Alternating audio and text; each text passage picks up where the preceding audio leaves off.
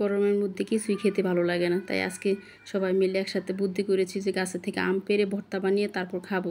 মানে গরমের মধ্যে আম ভর্তাটা কিন্তু দারুণ লাগে খেতে।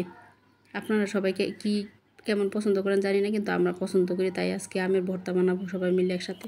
তো মামি গাছের থেকে আমগুলো পেড়ে দিচ্ছে, ওইগুলোকে আমরা এখন ছিলে পরিষ্কার করে ওই বড়াগুলো ফেলে দিচ্ছি। ফেলে দিয়ে তারপর ওই যে সুন্দর করে কুচি করে নিছি।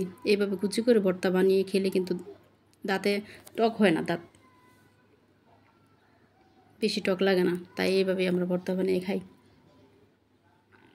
এখন কুচি করে নিচ্ছে আমার বোন, এগুলোকে এখন ভর্তা বানাবো, খাবো। এই আমগুলো একটু বেশি টক, যার জন্য এগুলোর মধ্যে বেশি বেশি চিনি দিতে হবে।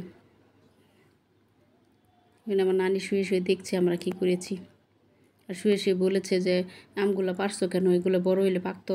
আর পাকলেও খাবো, কাঁচাও খাবো, একভাবে খেলেই তো চলে নানু। এই আলাপ করছি আমরা সবাই মিলে। আমার বোন এখানে কুচাচ্ছে। আমরা সবাই একসাথে হলে আমাকে আবার কাজ করতে দেয় না ওরা, তুমি বসে থাকো, আমি এই করি সব কিছু, তাই তোমরাই করো, আমি বসে বসে ভিডিও করি। আর বেশি করে লবণ, তারপর চিনি আর ওই যে কাঁচামরিচ দিয়ে দিছি, কাঁচামরিচের ভর্তা বানাবো। কাঁচামরিচের গ্রানটা দারুণ লাগে, তাই আজকে কাঁচামরিচ দিয়েই বানাচ্ছি। ভর্তাটা খেতে দারুণ হয়েছে, অসাধারণ। গরমের মধ্যে ভর্তাটা খেলে যেমন মুখের একটু রুচি আসে, আপনারাও এইভাবে ভর্তা বানিয়ে খেয়ে দেখবেন, সেই টেস্ট।